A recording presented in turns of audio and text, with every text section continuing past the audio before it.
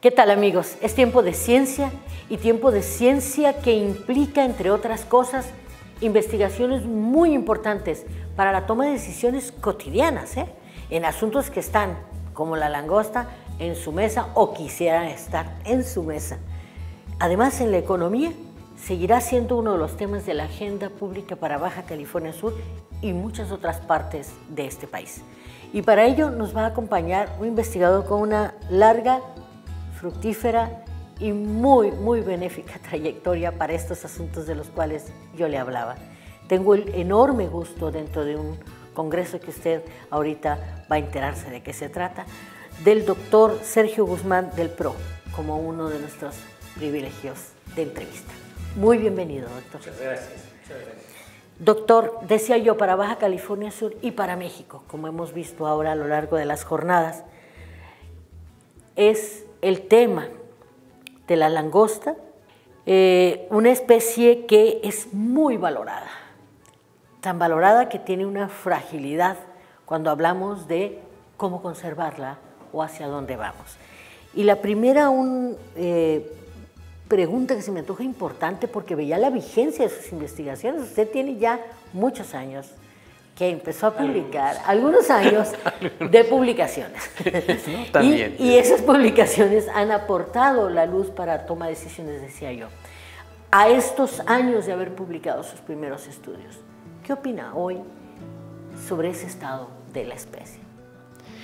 Bueno, yo creo que, como todo estudio y sobre todo lo que son investigaciones pioneras, que nos tocó por fortuna a mí y a mi grupo de trabajo realizar, pues son aportaciones modestas las nuestras, que buscaron establecer las bases biológicas, el conocimiento biológico de la especie de la que estamos hablando, con estudios básicos de distribución geográfica, de tasas de crecimiento, de tipo de alimentación, y establecer también las bases estadísticas de muestreos de la captura comercial como una fuente de información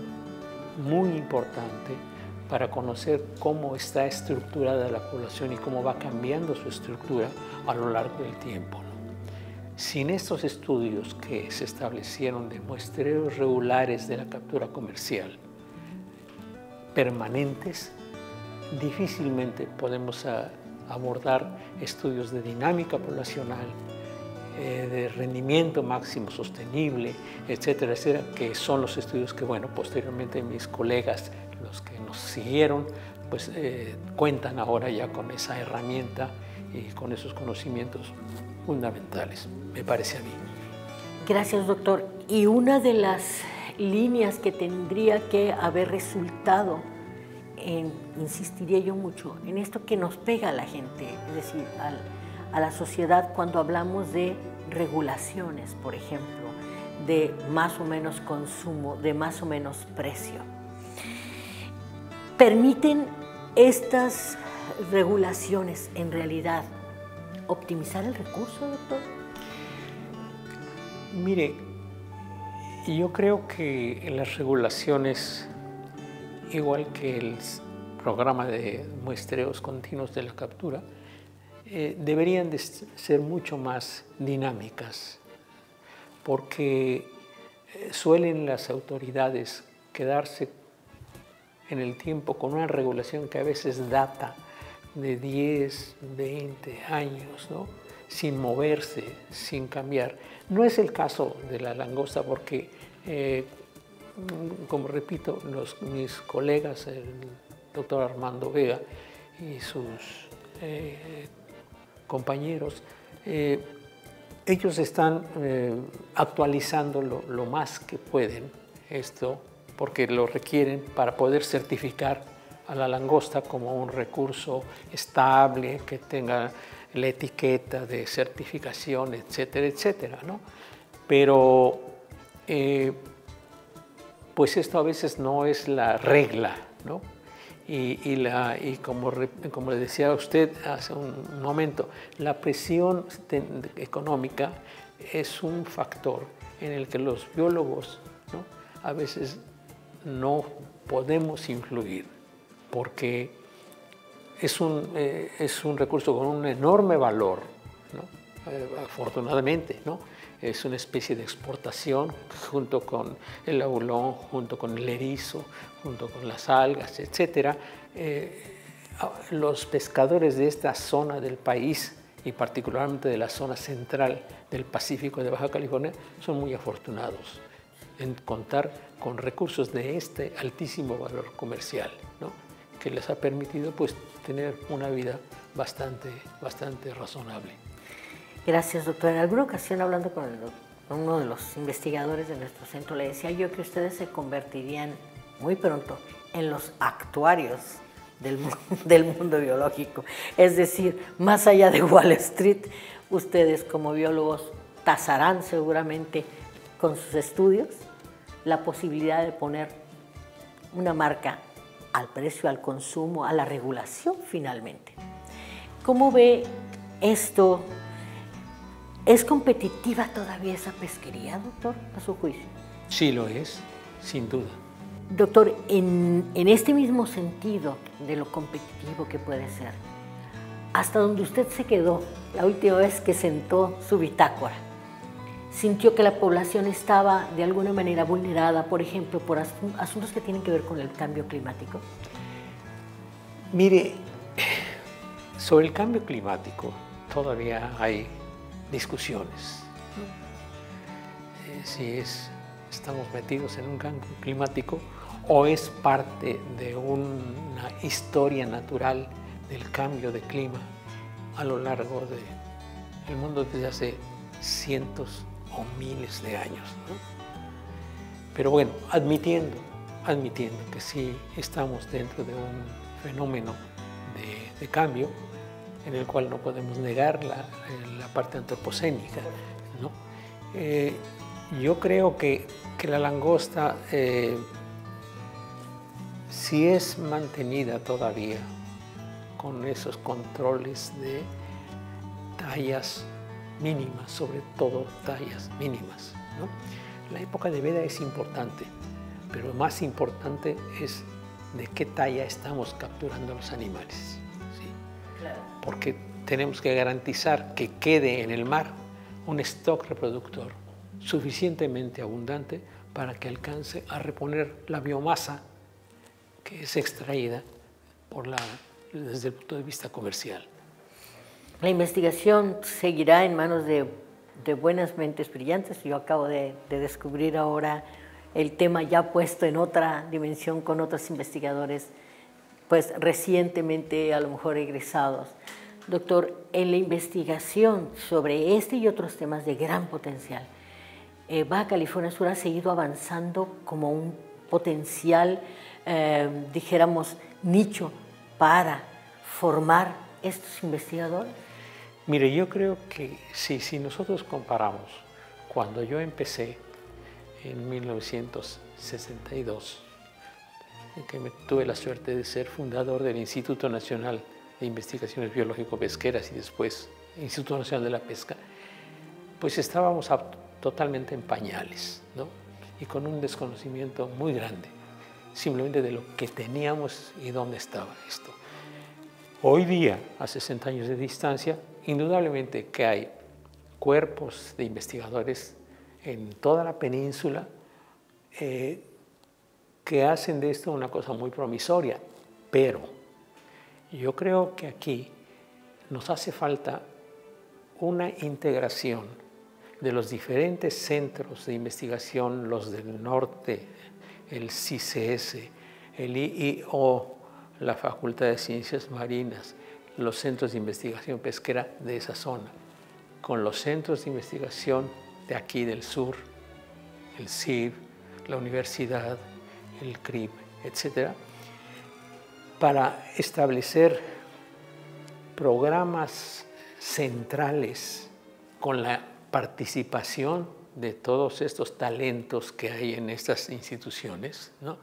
Y no como un material de investigación disperso que a uno les toca, como es el instituto, por obligación investigarlos, pero no cuentan ni con todo el personal, ni con todo el dinero, ni con todo el apoyo que podrían tener si estuvieran aquí, hubiera el concurso integrado de las demás instituciones para abordar sobre las principales especies que dan trabajo, que dan dinero a la economía pesquera de Baja California, los instrumentos centrales de manejo del recurso.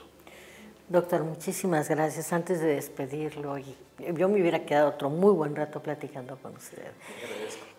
El Congreso Alejandro Villalobos, ¿qué le ha parecido en esta edición? Bueno, mire, yo estoy sorprendido de la cantidad de jóvenes que bueno, es fantástico porque son los que nos están reemplazando, están ya reemplazándonos a los viejos, ¿no? Y pues con mucho ímpetu, con muchas ganas, ¿no? Están trabajando en diversos aspectos de los crustáceos y la carcinología del país.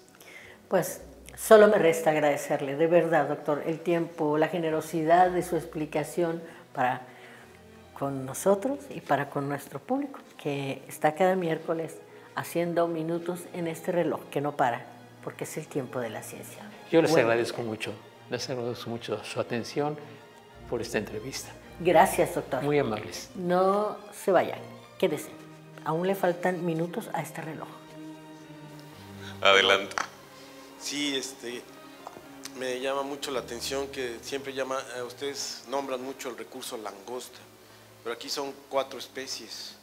O sea, ¿qué tan conveniente es decir langosta cuando son 4 especies? O sea, ¿cuál es? Quizá, bueno, porque la parte donde estudian es la langosta roja interruptus, pero ¿y las otras langostas qué pasa? O sea, ¿qué tan conveniente es llamar el recurso langosta como así y no nombrar por especie? Bueno, la langosta roja representa el 85% de la captura o casi el 90% en el Pacífico, de forma tal que hablar de langosta azul o langosta verde, etcétera, pues son especies, por un lado, poco estudiadas, ¿sí? Y por otro lado, pues también, dada su escasa nivel de abundancia, pues aquí ha habido pues sí, hay un sesgo en la investigación. Estamos nosotros en el corazón, en el centro de la mayor población de langosta del Pacífico mexicano. Tenemos otra pregunta por ahí. Buenas. Mi pregunta va dirigida específicamente a si vi en la presentación que presentó el doctor Guzmán del PRO que se han hecho estudios en el ambiente bentónico, en los hábitats bentónicos, pero lo que quisiera saber es si esos estudios se han continuado por la gran importancia que tiene el estudio de los hábitats y sobre todo en los hábitats donde llegan las polabas y llegan a sentarse, que son los hábitats de crianza. Entonces, sobre esa línea, porque hay que analizar los recursos pesqueros, pero también los hábitats, que es donde ellos viven. Entonces, ¿hay algún programa? ¿Han continuado esos estudios sobre los hábitats bentónicos acá? Y de ser así, ¿cómo lo van a implementar? Porque debe estar de alguna forma en los planes de manejo. Como todos sabemos, muchos de estos estudios, de esos proyectos de investigación, son proyectos de investigación de oportunidad, ¿sí? Actualmente, por ejemplo, los estudios de genética están de moda, ¿no? En todo lo que son recursos marinos y recursos no marinos, ¿no? Y en el caso de los recursos bentónicos, nosotros aprovechamos y obtuvimos el apoyo de CONACYT para hacer un estudio sobre el impacto del niño más fuerte, que es el 88, 78, 69, y desde luego hay un impacto negativo, deletérea, no solamente en langostas, aulones, caracoles, algas, pastos marinos, bosques marinos, etcétera, en que queda pelón completamente el fondo, ¿sí? Pero la resiliencia que tienen estas especies es muy alta, ¿sí? Y entonces van regresando todas las poblaciones más o menos a su nivel con el tiempo, obviamente, ¿sí? En 4 o 5 años están nuevamente presentes en abundancias semejantes. El comité organizador, con el apoyo del Centro de Investigaciones Biológicas del Noroeste y la Colección Nacional de Crustáceos del Instituto de Biología de la Universidad Nacional Autónoma de México, otorga el presente reconocimiento al doctor Sergio Antonio Guzmán del Pro por su participación en esta mesa redonda.